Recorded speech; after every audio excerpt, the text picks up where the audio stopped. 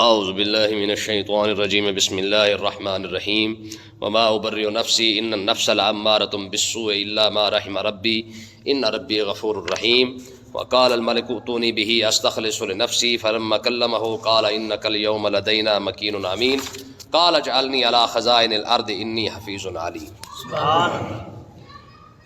یوسف علیہ السلام نے جب بادشاہ کو کہا تھا بھی پہلے مسئلے کی تحقیق کرا، بعد میں رہائی کا معاملہ ہونا ہے، آپ نے جب یہ بات کی تو آپ نے فرمایا بھی میرا مقصد کوئی کسی کو شرمندہ کرنا نہیں تھا، میرا مقصد اپنی بے گناہی کو ثابت کرنا تھا۔ اچھا، جب آپ نے یہ بات کر دی اور تحقیق بھی ہوگی، سارا کچھ ہو گیا، نبی ہوتا ہے نا، دل میں خیال آیا کہ یوسف یہ خود پسندی تو نہیں ہو گئی ہے، ہو سکتا ہے تیرا دل کر رہا ہو کہ لوگوں کو پتہ چلے بھی یوسف تو واقعی بے قصور تھا اور یوسف نے تو آج تک کچھ بھی نہیں کیا تھا، تو ہو سکتا ہے یہ بات تیرے دل میں آ گئی، تو پھر خود پسندی بھی تو ہو جاتی ہے نا، تو اپنے نفس کو خوش کر رہا ہے، حالانکہ نبی کا تو نفس بھی معصوم ہوتا ہے، ٹھیک ہے جی، لیکن اب انداز دیکھیں یوسف علیہ السلام کا، اتنا خیال دل میں آ گیا کہ یوسف تو اپنے آپ کو نیک بنا کے دکھانے کی کوشش کر رہا ہے، ساتھ ہی دعا مانگ لی، کہا وما ابرئ نفسی، کہا اے میرے پروردگار میں اپنے نفس کو بے قصور نہیں سمجھتا۔ نفس کا کام کیا ہے؟ برائی کی طرف لے کے جانا، کہ پروردگار میں جو بچ گیا ہوں اس اتنے بڑے امتحان سے، تو اس میں میرا کوئی کمال نہیں ہے، میں اسے بے قصور نہیں سمجھتا۔ انسان کو نفس تو جو ہے وہ لے ہی جاتا ہے گناہ کی طرف۔ پھر کرم شاہ صاحب نے ایک بڑا کمال کا ایک جملہ لکھا ہے ضیاء القرآن کے اندر، آپ فرمانے لگے اسی آیت کے تحت، آپ نے فرمایا بھی یوسف علیہ السلام فرمانے لگے کہ نفس امارہ کی تو عادت ہے کہ یہ انسان کو گناہوں کے خارزار میں اس طرح گھسیٹتا ہے کہ قبائے شرافت تار تار ہو جاتی ہے۔ بابے کی اردو چیک کریں ذرا، ایسا کمال کا جملہ ہے کہ اردو کے اندر کہ نفس امارہ کی تو عادت ہے کہ یہ انسان کو گناہوں کے خارزار میں ایسے گھسیٹتا ہے کہ قبائے شرافت تار تار ہو جاتی ہے۔ میں واہ بھائی واہ، ایسی اردو تو آج تک وسیع کسی کو نہیں پڑھی ہونی، ٹھیک ہے۔ تو یوسف علیہ السلام فرمانے لگے پروردگار وما ابرئ نفسی، میں اپنے نفس کو بے قصور نہیں سمجھتا۔ نفس انسان کو، حالانکہ یہ تعلیم امت کے لیے، نبی کا تو نبی جیسے خود معصوم ہوتا ہے، نبی کا ذہن معصوم ہوتا ہے، نبی کا نفس معصوم ہوتا ہے، نبی کی ہر ادا معصوم ہوتی ہے۔ تو فرمانے لگے کہ اے پروردگار، اب آج جی دیکھے دعا دیکھے اللہ کی بارگاہ اقدس میں، کہ پروردگار میں بے قصور نہیں، میں اپنے آپ کو بے قصور نہیں سمجھتا، میرا نفس اگر مجھے اس طرف لے جاتا تو بے شک لے کے جا سکتا تھا، تیری کرم نوازی ہے۔ ہاں، ان النفس لامارۃ بالسوء الا ما رحم ربی، نفس امارہ تو انسان کو گناہوں کی طرف لے جاتا ہے، الا ما رحم ربی، اے میرے رب جسے تو بچا لے، بچ صرف وہی سکتا ہے۔ سبحان اللہ۔ ہاں، اس میں اگر میں بچ گیا ہوں اتنے بڑے امتحان میں تو یہ بھی محض تیری کرم نوازی ہے، اس میں میرا کوئی کمال نہیں ہے۔ اس لیے ہمارے بزرگ فرماتے ہیں کہ نیکی کر لینا آسان ہے، نیکی پچانا بڑا اوکھا ہے، ٹھیک ہے جی۔ نیکی کرنا آسان ہے، کسی کو آپ کسی کی مدد کر دیں، کسی کو کھانا کھلا دیں، کسی کو پانی پلا دیں، کسی کو کپڑے لے دیں، کسی کو جناب والا کچھ بھی کر دیں، مسجد مدرسہ جو کوئی مرضی آپ کر لے، یہ آسان ہے۔ نیکی کرنے کے بعد اسے پچا لینا یہ بڑا اوکھا کام ہے، شیطان فوراً دماغ میں ڈالتا ہے ویکھے ہی صرف تو ہی کیتا ہے، اور کون کر سکتا ہے، ٹھیک ہے۔ تو اللہ تعالیٰ نے ارشاد فرمایا کہ یوسف علیہ السلام نے پھر یہ دعا مانگی، کہا پروردگار نفس انسان کا گناہوں کی طرف ہی لے جاتا ہے، الا ما رحم ربی، ہاں تو اگر کسی پر رحم فرما دے، تو میرا رب ہے، اگر تو رحم فرمائے تو صرف وہی بچ سکتا ہے جس پر تیری نگاہ کرم ہو۔ اگر تیری نظر کرم نہ ہو تو بندہ شیطان سے، نفس کے چالوں سے بچ نہیں سکتا۔ قرآن نے فرمایا ان الشیطان للانسان عدو مبین، یہ تمہارا کھلا دشمن ہے۔ مطلب کیا ہے کہ نفس اور شیطان انسان کو ایسے گھیر لیتے ہیں کہ بندے کو سمجھ بھی نہیں آتا کہ میں کروں کیا، ٹھیک ہے۔ تو اللہ تعالیٰ نے ارشاد فرمایا کہ یوسف علیہ السلام کی یہ ساری دعا ہے اور اپنی عاجزی کا اظہار کیا۔ آپ نے فرمایا ان ربی غفور الرحیم، اے میرے رب تو ہی بخشنے والا، تو ہی رحم فرمانے والا ہے، وگرنہ کسی انسان کے بس کی بات نہیں ہے کہ اتنی بڑی چال سے بچ جائے، ٹھیک ہے جی۔ عیش و عشرت بھی ہو، محل بھی ہو، حسن بھی ہو، دولت بھی ہو، سب کچھ ہونے کے باوجود فرمایا کہ اتنی بڑی چال سے اگر میں بچ گیا ہوں تو یہ محض تیرا کرم ہے، اس میں میرا کوئی کمال نہیں ہے۔ تو آگے اللہ تعالیٰ نے ارشاد فرمایا وقال الملک، بادشاہ کے پاس جب ساری بے گناہی ثابت ہو گئی تو بادشاہ نے دیکھا کہ یار اتنا با کمال بندہ، حسن و جمال کی عورت، شہنشاہ عورتیں، پورے مصر کی بڑی عورتیں جنہوں نے دعوت دی ہو اور جس نے ایک لمحے بھر بھی ان کو دیکھنا گوارا نہ کیا ہو، اتنا بڑا بندہ جیل کے اندر ہے، تو اس نے کیا کہا ایتونی بہی، کہا جاؤ اسے جا کے میرے پاس لے کے آؤ۔ اسے میرے پاس لے کے آؤ. اب روایت کے اندر آتا ہے یہاں پہ فرمانے لگے کہ جب بادشاہ نے یہ پیغام بھیجا نا رہائی کا کہ جناب اب آپ کی بے گناہی ثابت ہو چکی ہے, اب اقرار بھی ہو چکے ہے, پورا مصر جان چکا ہے کہ قصوروار کون تھا, اور آپ کی شان آپ کی عظمت سب کے سامنے آ چکی ہے, اب آپ تشریف لے آئے. تو روایت کے اندر آتا ہے کہ بادشاہ نے شاہی جوڑا بھیجا, شاہی سواری بھیجی, ساتھ پروٹوکول کے لیے ساری فوج بھی بھیجی, پولیس بھیجی, جتنے بھی اس کے پاس کھڑے تھے وزیر شزیر کہا جاؤ اس جا کے ایسے بندے کو عزت اور احترام کے ساتھ لے کے آؤ. دیکھیں اگر 6 سال پہلے یوسف علیہ السلام رہا ہو جاتے, جیسے آپ نے خود کہا تھا کہ بادشاہ سے کہنا کہ بے قصور موجود ہے, اگر بادشاہ اس وقت چھوڑ بھی دیتا تو یہ پروٹوکول تو نہیں ملنا تھا نا. ٹھیک ہے جی, کیونکہ اللہ کو اور منظور تھا, رب نے اپنے نبی کو جیل سے رہا تو کروانا تھا, لیکن کیسے کروانا تھا؟ ایسے نہیں کہ اکیلے جیل سے نکلے اور جناب اعلیٰ تشریف لے آئے اور کسی کو پتہ ہی نہ چلے کہ یوسف آ رہا ہے. ہاں اب جب رہا ہو کے واپس آئیں گے تو پورا مصر دیکھ رہا ہوگا کہ یہ وہ عظیم ہستی آ رہی ہے جس کی بے گناہی پورے مصر پر جو ہے روز روشن کی طرح عیاں ہو چکی ہے. ٹھیک ہے, اب جناب اعلیٰ شاہی جوڑا بھی گیا, شاہی سواری بھی گئی, یوسف علیہ السلام کی خدمت میں پیش ہوئے اور جا کے کیا کہا انہوں نے کہا جناب اب تو تشریف لے آئے نا, اب تو ساری ڈیمانڈ بھی پوری ہو چکی ہے, اب تو لوگوں کو آپ کے مقام اور مرتبے کا بھی پتہ چل چکا ہے. یوسف علیہ السلام جب باہر نکلنے لگے نا, حدیث پاک کے اندر آتا ہے کہ یوسف علیہ السلام کی جدائی کے اندر جیل بھی رو پڑی تھی. لوگوں کو چھوڑے, جیل کی در و دیوار یوسف علیہ السلام کی جدائی میں رو پڑے تھے. یار ہم پیچھے پڑھ رہے ہیں نا کہ 3 دن میں یوسف علیہ السلام کنویں کے اندر رہے تھے. جب 3 دن بعد یوسف علیہ السلام نے کنویں سے باہر تشریف لایا تو کنویں کی دیواریں رو پڑی تھی. یہاں تو یوسف علیہ السلام نے سالوں گزارے تھے. بات وہی زلیخا والی آ گئی نا کہ تم نے تو ایک لمحہ دیکھا ہے, تمہارا یہ حال ہے, میں نے تو اسے سالوں دیکھا ہے. ٹھیک ہے جی, اگر کنواں دیکھے نا, مٹی ہے, گارا ہے, اینٹیں ہیں, اس کے علاوہ تو کچھ نہیں نا, وہ یوسف کو دیکھے ان کا یہ حال ہو جائے, اور وہ بھی صرف 3 دن ان کے مہمان بنے ہیں, کنویں کے بھی 3 دن مہمان بنے ہیں نا. اگر وہ کنویں کی دیواریں رو پڑی ہے تو جب یوسف علیہ السلام کئی سالوں کے بعد جیل سے نکلے ہوں گے تو جیل کی در و دیوار کا کیا حال ہوا ہوگا ہے. تو اللہ تبارک و تعالیٰ نے ارشاد فرمایا استخلص لنفسی, بادشاہ کہنے لگا اسے میرے پاس لے آؤ, میں اپنا خاص بندہ بنا کے اسے اپنے پاس رکھوں گا. ٹھیک ہے جی, اب بات اس کی نہیں رہی ہے, اب بات رب دیکھے اپنے نبی کی عزت کیسے دے رہا ہے. یہ شان رب دیتا ہے, کسی بندے کے پاس کی بات نہیں ہے. اگر دنیا کے اندر رب نے کسی کو عزت دی ہے نا تو یہ اور مقام اور مرتبہ ہے, رب جسے چاہتا ہے عطا فرما دیتا ہے. اب جناب اعلیٰ باہر نکلے, یوسف علیہ السلام جیسے ہی گیٹ سے باہر تشریف لائے, جیل کی گیٹ سے باہر نکلے تو آپ نے جو ہے وہ جیل کے اس دروازے کے اوپر جو ہے وہ لکھا, آپ نے فرمایا یہ زندوں کا قبرستان ہے. یہ کیا ہے؟ یہ زندوں کا قبرستان ہے. یہ یوسف علیہ السلام نے وہاں پہ لکھا, کہا یہ زندوں کا قبرستان ہے, یہ مصیبتوں کا گھر ہے, یہ بلاؤں کا گھر ہے, اور بڑے بڑے جو نیک لوگ ہیں یہ ان کے لیے آزمائش کی جگہ ہے. یہ ساری تحریر آپ نے وہاں پہ لکھی. تو لکھنے کے بعد آپ نے جناب اللہ غسل کیا, شاہی لباس پہنا, شاہی سواری پر جو ہے وہ پورے اپنا تیار ہوئے, پورے پروٹوکول کے ساتھ اللہ کا نبی آ رہا ہے. یہ وہ خواب ہے جو سچا ہونے جا رہا تھا, یہ وہ خواب ہے جو سچا ہونا تھا. لیکن رب کے فیصلے اپنی جگہ پہ ہے. یوسف کو بٹھانا مصر کے جو ہے وہ تخت پر بٹھانا تھا, لیکن خواب کی تعبیر کتنی مشکل ہے, کس انداز سے جو ہے وہ یوسف کو تخت پر پہنچایا جا رہا ہے. اب ہوا کیا, استخلص لنفسی, فرمایا کہ جیسے اس نے کہا جی میں اپنا خاص بندہ بناؤں گا. یوسف علیہ السلام جب محل کے دروازے پر پہنچے تو آپ نے دعا مانگی, کہا پروردگار میں بادشاہ کے شر سے بھی پناہ مانگتا ہوں.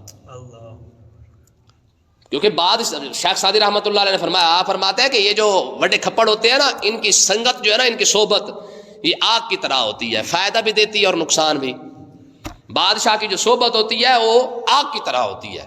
ٹھیک ہے, ہمارے لوگ ہوتے ہیں تلوے چاٹنے پہ لگے ہوتے ہیں, بڑے بندے کی جب صحبت میں رہیں گے, یعنی دنیا داری والے بندے میں, تو یہ اچھے ہیں تو پھر اچھے ہیں, اگر برے ہوگا تو پھر تمہارا جو کباڑا کریں گے یہ بھی کوئی نہیں سوچ سکتا ہے. ٹھیک ہے, تو اللہ تعالیٰ نے ارشاد فرمایا کہ یوسف علیہ السلام نے دعا مانگی وہاں پہ, کہا پروردگار میں بادشاہ کے شر سے پناہ مانگتا ہوں تیری, یہ نہ ہو کہ نئی مصیبت نہ کوئی کھڑی ہو جائے. اندر گئے. اب یوسف علیہ السلام کا کمال دیکھے, جاتے ہی پہلے آپ نے جو الفاظ استعمال کیے, کہا السلام علیکم ورحمۃ اللہ. سبحان اللہ. بادشاہ نے کہا, اس نے کہا بھائی یہ کون سی زبان ہے؟ آپ نے ارشاد فرمایا یہ میرے دادا اسماعیل علیہ السلام کی زبان ہے. سبحان اللہ.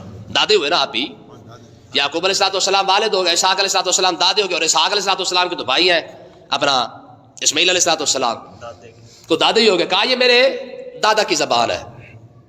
وہ اور بھی حیران ہو گیا, کہا یار کمال کی بات ہے. اور کیوں حیران کیوں ہوا ہے؟ کیونکہ وہ جو بادشاہ تھا نا ریان, اسے 70 زبانیں آتی تھیں. کتنی زبانوں پہ عبور تھا؟ 7.5 کھوتے سے دی اردو بھی نہیں آتی. ٹھیک ہے, اتنا ماہر بندہ تھا بادشاہ بھی, اسے 70 زبانیں آتی تھیں. اچھا یوسف علیہ السلام کو 72 زبانیں آتی تھیں. سبحان اللہ. ہے 72 زبانیں. رب یار کیسے اپنے نبی کو ہر لحاظ سے غالب رکھتا ہے. وہ 2 زبانیں آپ نے استعمال کی جو بادشاہ نہیں جانتا تھا. اس نے کہا یار 70 زبانیں تو مجھے آتی ہیں. ٹھیک ہے, یہ کون سی زبان ہے؟ آپ نے وہ زبان استعمال کی جو زبان وہ جانتا نہیں تھا. پہلے جا کے کہا السلام علیکم ورحمۃ اللہ. ابھی عربی کے اندر تھا. اس نے کہا یہ کون سی زبان ہے؟ فرمایا یہ میرے دادا کی زبان ہے. اچھا پھر آپ نے جب اس سے کلام کیا تو آپ نے عبرانی زبان کے اندر کیا. اب اسے وہ بھی نہیں آتی تھی. اس نے کہا یہ اب کون سی زبان ہے؟ کہا یہ میرے ابا والد محترم حضرت یعقوب علیہ السلام کی زبان ہے. اس نے کہا یار 70 زبانیں مجھے آتی ہیں, اور نبی ان 70 زبانوں کو چھوڑ کے دوسری 2 زبانیں وہ استعمال کر رہا ہے جو وہ جانتا تک نہیں ہے. کہا یہ میرے والد محترم کی زبان ہے عبرانی یعقوب علیہ السلام کی, اور وہ عربی وہ دادا کی زبان ہے. اب فلما کلمہ, جب آپس میں گفتگو کی نا یوسف علیہ السلام نے اور بادشاہ نے, تو اس نے جب آپس میں گفتگو کرنے لگے تو بادشاہ نے یوسف علیہ السلام کو کہا قال انک الیوم لدینا مکین امین. اس نے کہا جناب آج کے بعد آپ ہمارے پاس رہیں گے امین. آپ سے بڑا امین تھا امین ہم نے کبھی نہیں دیکھا ہے. اتنا بڑا امانت دار کہ جس محل کے اندر رہا اور اس نے ایک لمحے بھر بھی کسی چیز کے اندر خیانت نہ کی ہو, اتنا بڑا امین. اس کا مطلب یہ ہے کہ نبی اپنے معاشرے کے اندر ہمیشہ امین رہا ہے, چاہے کوئی نبی بھی کیوں نہ ہو. ٹھیک ہے, آقا علیہ السلام کا لقب بھی امین ہے, یوسف علیہ السلام کا لقب بھی امین ہے. ٹھیک ہے, تو اللہ تبارک و تعالیٰ نے قرآن پاک کے اندر ارشاد فرما دیا کہ بادشاہ کہنے لگا جناب آج تک ہم نے آپ جیسا امین نہیں دیکھا ہے. دیکھیں وہ رہائی اور اس رہائی میں کتنا فرق ہے. جو یوسف علیہ السلام خود چاہ رہے تھے وہ رہائی اور تھی, جو آج رہائی اور جو عزت جو احترام جو مقام اور مرتبہ آپ کو دنیاوی لحاظ سے مل رہا ہے یہ اور ہے. ٹھیک ہے, اب اتنی بات ہوئی کہ یوسف علیہ السلام نے دیکھا کہ اس نے کہا جناب کہ اتنی عزت اور احترام کر رہا ہے, تو یوسف علیہ السلام نے ارشاد فرمایا کہ ایسے کریں مجھے آپ اپنا خواب خود بیان فرمائیں. آپ اپنا خواب خود بیان کریں. اس نے کہا یہ آپ نے سنا ہے, تو آپ نے ارشاد فرمایا پھر میں بیان کروں. آپ نے جو خواب دیکھا ہے وہ میں بیان کر دوں؟ فرمایا جی آپ بیان کر دیں. یوسف علیہ السلام نے جو خواب کی تفصیل بتائی نا, پہلے تو خواب تھوڑا سا جو ظاہر ہے آپ دیکھیں نا جی الفاظوں کے اندر فرق تو پڑ ہی جاتا ہے نا تھوڑا تھوڑا. اب یوسف علیہ السلام نے جب خواب بیان کیا نا, فرمایا میاں تو نے اس طریقے سے خواب دیکھا ہے.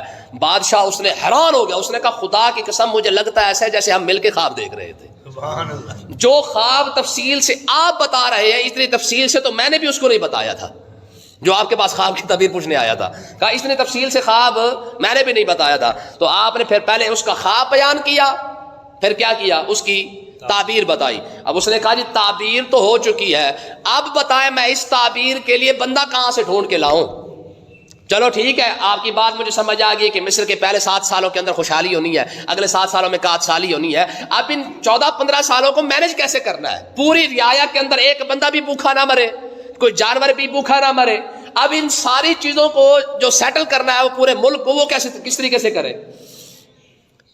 اور یوسف علیہ السلام نے پھر کیا فرمایا؟ اللہ تعالیٰ نے یہاں پہ ارشاد فرمایا قالا, یوسف علیہ السلام فرمانے لگے بادشاہ اجعلنی علی خزائن الارض. فرمایا میں ہوں نا, سبحان اللہ, ہے اجعلنی علی خزائن الارض, یہ زمین کے خزانے مجھے دے.